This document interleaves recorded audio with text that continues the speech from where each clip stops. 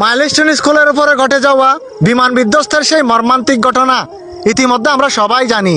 1000 kilometre দূর থেকে বসে সোশ্যাল মিডিয়াতে ওই ঘটনার ভিডিও ফুটেজ আর ছবি দেখে আমরা যে কতটা কষ্ট পাইছি বলে বোঝাতে পারবো না, চোখের পানি ধরে রাখতে পারিনি। আর অথচ দেখেন, ঘটনা ঘটার সাথে সাথে ওইখানে যারা উপস্থিত হয়েছিল তাদের কি করা উচিত ছিল? আহতদের দ্রুত হসপিটালে নিয়ে যাবে, কাকে কিভাবে সহযোগিতা করা যায় সেটা দেখবে। আফসোস, তারা কি করছে জানেন? কার হাত চলে গেছে, কার পা চলে গেছে, কার শরীর জলে পড়ে ছাই হয়ে গেছে, কোন মা বাবা সন্তান হারিয়ে কান্নাকাটি করতেছে, সেগুলো ভিডিও করে করে সোশ্যাল মিডিয়াতে আপলোড করতেছে। দেশে এখন সবাই সাংবাদিক, সবাই কন্টেন্ট ক্রিয়েটর, মানবতা হারিয়ে গেছে।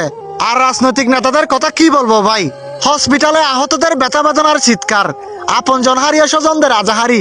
এই ভিড়ের মধ্যে ডাক্তার এবং নার্স হিমশিম খাচ্ছে চিকিৎসা দিতে। হসপিটাল কর্তৃপক্ষ আর ডাক্তার নার্সের হাজার অনুরোধ উপেক্ষা করে তাদেরকে আগে ছবি তুলতে হবে, ভিডিও করতে হবে, বাসুক মরুক চিকিৎসা পরে আগে তাদেরকে পাবলিসিটি করতে হবে।